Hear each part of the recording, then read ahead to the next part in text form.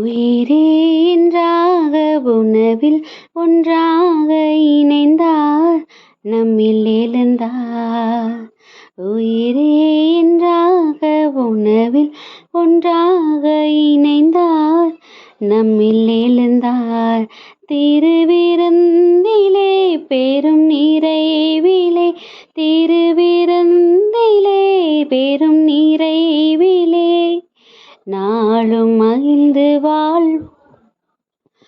உயர்வோ தாழ்வோ வாழ்வோ வீழ்வோ எமக்கு பயமில்லையே. உயர்வோ தாழ்வோ வாழ்வோ வீழ்வோ எமக்கு பயமில்லையே.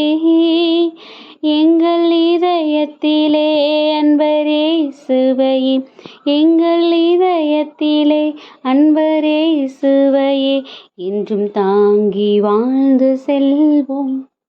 உயிரே என்றாக உணவில் ஒன்றாக இணைந்தார் நம்மில் எழுந்தார்.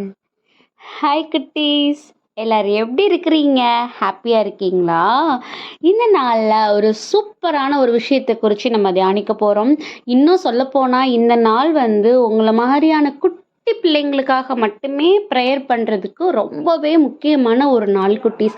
அப்படி என்ன நாள் அப்படின்னு நீங்கள் யோசிச்சிங்க அப்படின்னா, இது கிறிஸ்து பிறப்பை தாண்டி வருகிற ஒரு ஒரு ஒரு முக்கியமான ஒரு ஃபங்க்ஷனும் கூட குட்டீஸ்.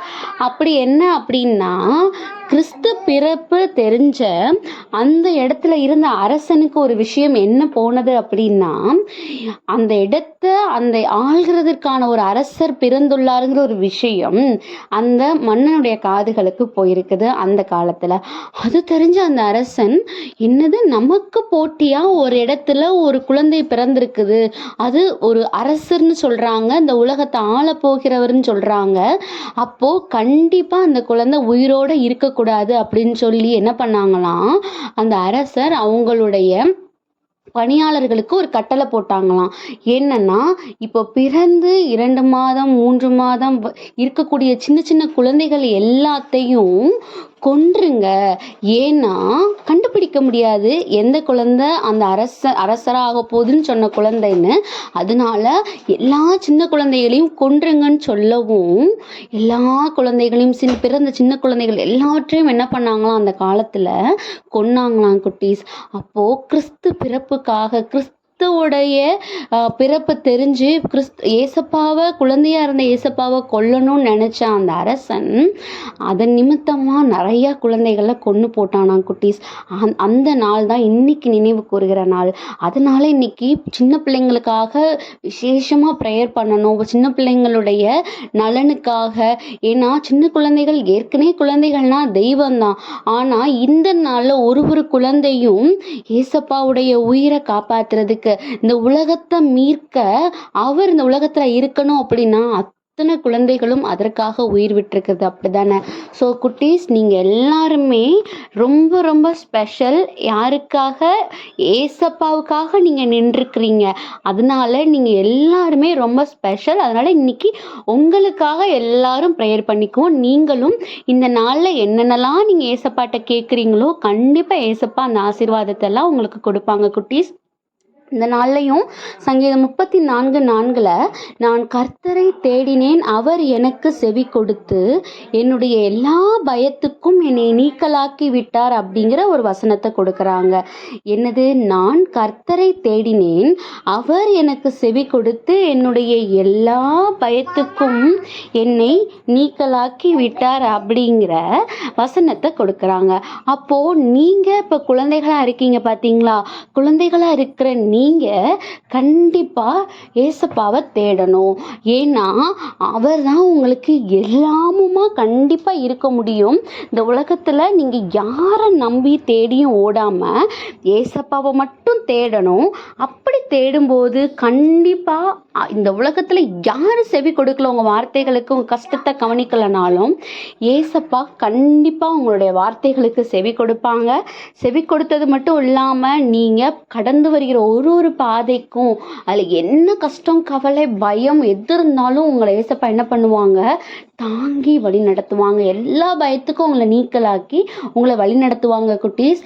அதனால நீங்கள் இந்த வசனத்தை மனசில் எடுத்துக்கோங்க. நான் எப்பயுமே எல்லா சூழ்நிலைகள்லையும் நான் கர்த்தரை தான் தேடுவேன். அப்படி தேடும்போது அவர் என்னுடைய வார்த்தைகளுக்கு செவி கொடுக்க ரெடியாக இருக்காரு, என்னை வழி நடத்த அவர் ரெடியாக இருக்காரு. ஸோ நான் அதுக்காக நான் எப்பயுமே என்ன பண்ணுவேன், ஏசப்பாவை தான் நான் தேடுவேன்னு நீங்கள் ஸ்ட்ராங்காக இருக்கணும் குட்டீஸ். ஸோ இதை கேட்டுட்ருக்கிறவங்க எல்லாருக்குமே ஏசப்பா கொடுக்குற அழைப்பும் இதுதான். நான் குழந்தைகளுக்கான கடவுள் மட்டும் கிடையாது, உங்கள் எல்லாரையுமே நீங்கள் எவ்வளோ வளர்ந்து எவ்வளோ பெரியவங்களாக இருந்தாலும் நீங்கள் என்னுடைய குழந்தைகள் தான். உங்களை நான் அந்த கண்ணோட்டத்தில் தான் வச்சுருக்கேன். எப்பயுமே நான் உங்கள் பக்கத்தில் இருக்கிறேன். அதனால உங்களுக்கு என்ன கஷ்டம்னாலும் நீங்கள் என்னிடத்துல சொல்லுங்கள். அதுதான் இன்றைக்கி பார்த்த பாடலும் கூட. உங்களுக்கு வாழ்க்கையில் பெரிய உயர்வு கிடைச்சிட்டாலும் என்னை மறந்துடாதீங்க. தாழ்ந்து போன நிலைமையிலையும் கூட நீங்கள் ரொம்ப தாழ்ந்து போயிட்டீங்கன்னு எந்த ஒரு சூழ்நிலையும் மனம் உடைஞ்சு போயிடாதீங்க. உங்களுடைய எல்லா நேரங்களையும் நான் உங்க கூட இருக்கும்போது என் இடத்துல ஷேர் பண்ணுங்க. நான் உங்களை பாதுகாப்பாக அந்த உயர்வை எப்படி தக்க வச்சுக்கிடணும், இந்த தாழ்வுலேருந்து எப்படி மீண்டு வரணுங்கிறத நான் உங்களுக்கு கற்றுத்தருவேன். ஏசப்பா நம்ம எல்லாரையுமே பார்த்து சொல்கிறாங்க. ஸோ அவருடைய அரவணைப்பில் நம்ம மறைஞ்சு இருக்கும்போது என்ன வந்தால் நமக்கு என்னங்க கவலை, அவர் பார்த்துக்குவார் தானே. ஸோ அதை தான் இந்த நல்ல ஏசப்பா நம்ம எல்லாரையும் பார்த்து சொல்கிறாங்க. ஸோ நமக்கு எல்லா சூழ்நிலைகளையும் அரணா அவர் இருக்காருங்கிறத ஞாபகம் வச்சுக்குவோம். அவருடைய செட்டைகளுக்குள்ளாக நம்ம மறைஞ்சிக்குவோம். கண்டிப்பாக நம்மளை அவர் பாதுகாத்து வழி நடத்துவார். ஸோ அதுக்காக ஒப்பு கொடுத்து ப்ரேயர் பண்ணுவோமா? அன்பான ஆண்டவர், இந்த நேரத்திற்காக நன்றியப்பா. தகப்பன நேரத்துலையும் கூட எல்லா குழந்தைகளையும் உமது கரங்கள் ஒப்பு கொடுக்கிறோம். எங்களை ஒவ்வொருவரையும் உமது கரங்கள் ஒப்பு கொடுக்கிறோம். தகப்பனே, உங்களுடைய சித்தத்தின்படியாக எங்களை வழி நடத்துங்க. உங்களுடைய கிருபையினால் எங்களை வழி நடத்துங்க. உங்களுடைய பலன் எங்களுக்கு எப்பயுமே இருக்கணும். உங்களுடைய உடனிருப்பு எங்களுக்கு எப்பயே இருக்கணும். அதற்காக எங்களை ஒப்பு கொடுத்து வேண்டுகிறோம். ஆமென்.